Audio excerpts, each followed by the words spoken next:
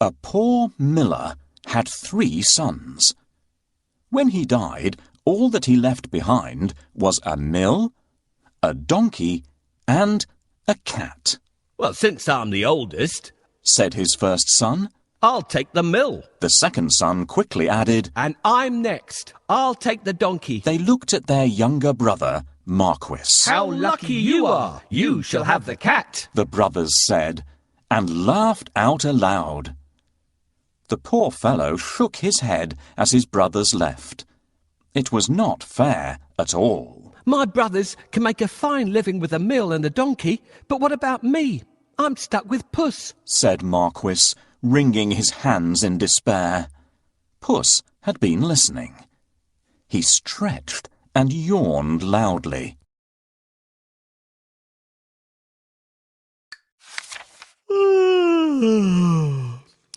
Now, you won't have to worry when I'm around. All I need is a bag and a handsome pair of boots, and I'll be able to take care of us both." "Sure you will," thought Marquis.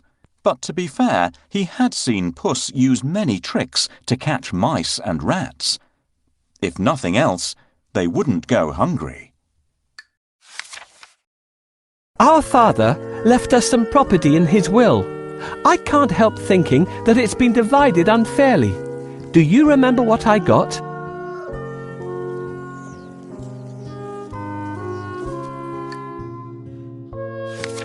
Soon the cat was given his own pair of boots and the new bag that he had asked for.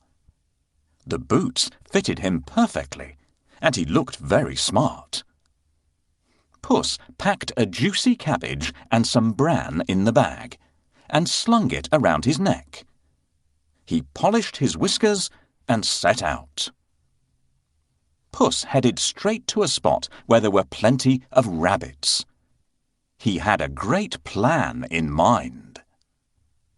Puss opened the bag wide and hid behind a tree. Soon a rabbit came hopping by. He saw the cabbage and leapt straight into the bag. Whoosh!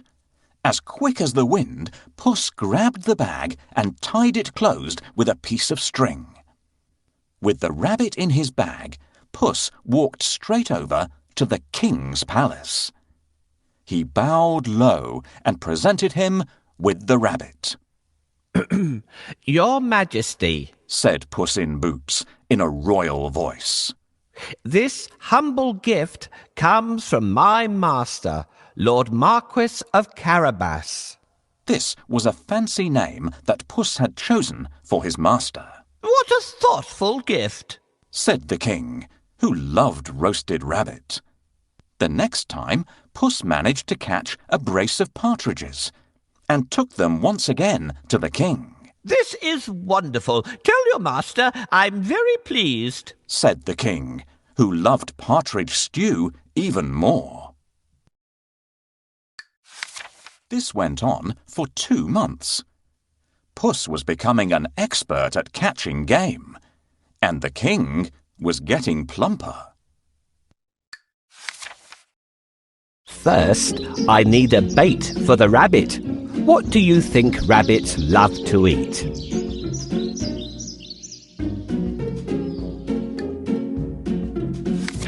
Puss knew a lot of things. He was such a clever cat. For instance, he knew just when and where the king would be out riding in his carriage with his daughter. "I think that the Marquis and I should go out for a walk today," thought Puss one sunny Saturday. Puss took Marquis down to the riverside and spoke to his master. "Today could be your lucky day. If things go to plan, you'll make a fortune," said Puss. Clip, clop, cling, clang. Puss heard the sound of a carriage approaching. They both looked into the distance. It was the king's carriage. "What should I do?" Marquis asked, ready to obey. He had grown happier with the food Puss brought in every day. "Go and bathe in the river. I'll take care of everything else," said Puss. Is that all? Cried Marquis. He pulled off his clothes and jumped into the river at once. Splash! Quickly, Puss hid his master's clothes behind a rock. Help! My master is drowning! Somebody save him! Puss wailed. He was trembling from head to foot. The king recognized Puss at once. He remembered all the lovely meals he had enjoyed thanks to the cat. The king jumped out of his carriage. Go and save him, quickly! The king said to his servants. Puss said to the king, Your Majesty, some nasty thieves have stolen my master's clothes. Is that so? Don't worry. I'll find a suit for him, said the king. He ordered one of his servants to fetch some fine clothes. Soon Marquis was pulled out of the water, and the king's servant handed over a handsome suit for him to wear. As soon as Marquis put on those clothes, he looked just like a prince. He stood tall and handsome, and smiled shyly at the princess. Surprise, surprise, the princess fell head over heels in love with Marquis. Master, I have a great idea. All you need to do is go and bathe in the river. I will take care of the rest. Well, all right. That's easy. While he's bathing, I need to hide his clothes. Can you think of a good place to hide them?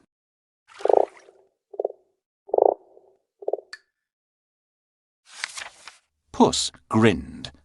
Things were going just as he had planned. But he had more work to do. If you will excuse me, I'll go and make suitable arrangements to receive our king at the castle, Puss said. Marquis was puzzled, because he didn't live in a castle. But he kept quiet.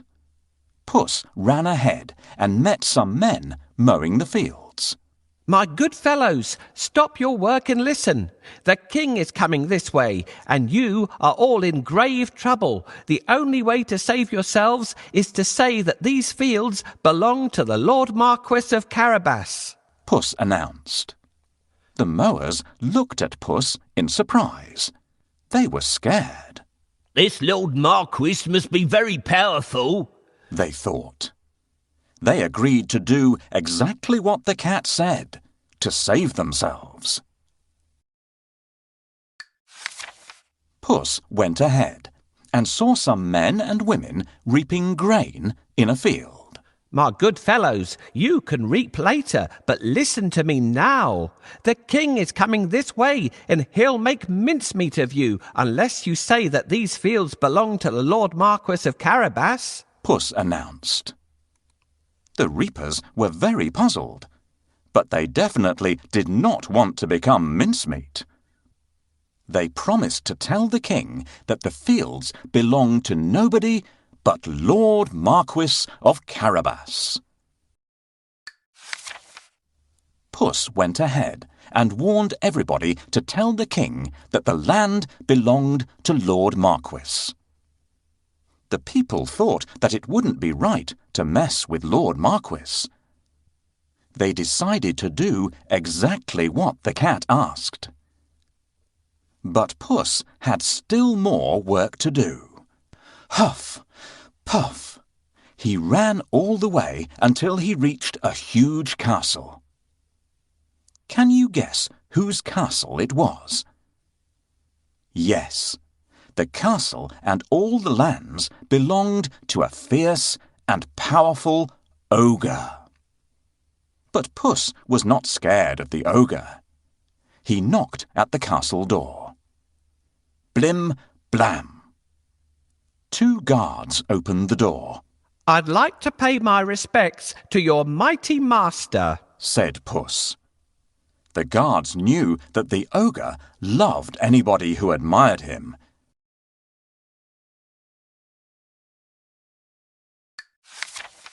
so they let Puss in at once.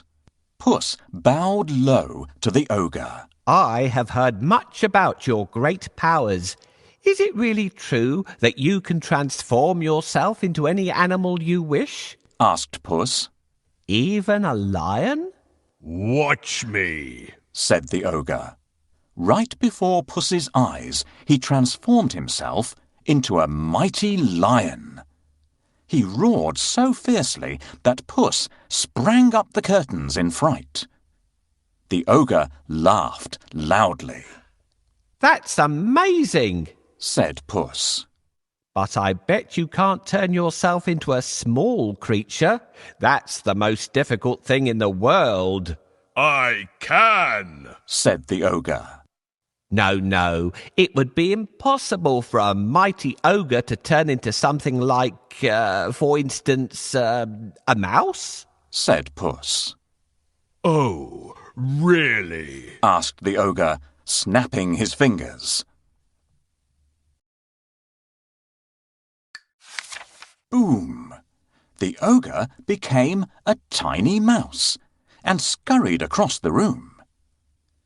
Quick as lightning, Puss pounced on the mouse and ate it in one gulp.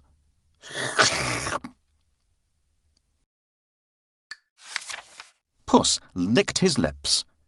He clapped his hands 3 times and summoned all the people living in the castle.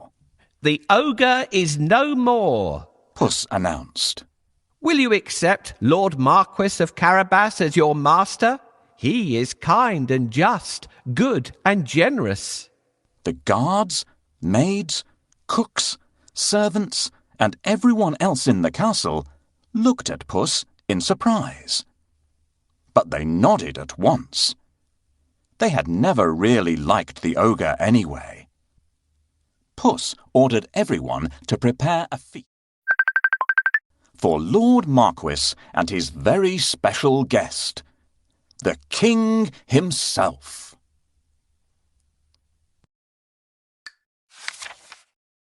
The coach with the king, the princess, and my master will be here soon. I have to wake up the ogre right away.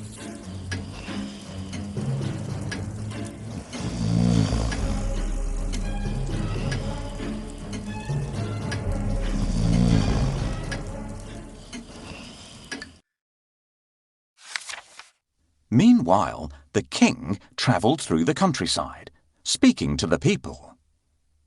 He was very surprised to learn that almost all the land around him belonged to the young man by his side. When the king's coach finally reached the castle, Puss ran out to welcome them.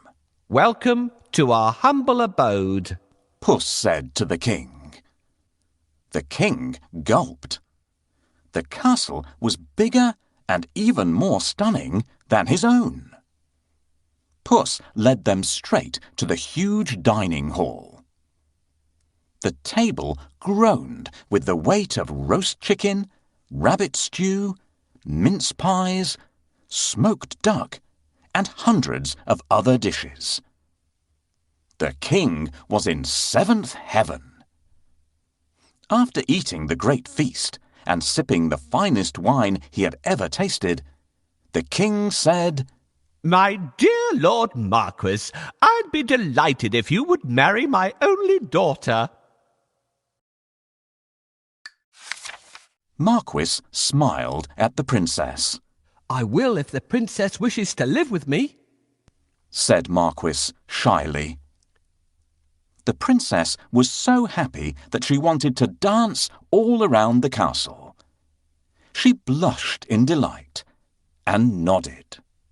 They married and lived happily ever after. And so did Puss, because loyal Marquis made him a lord of the castle. Puss enjoyed great feasts every day and did not go after rats or mice any more, except now and then, when he wanted some fun.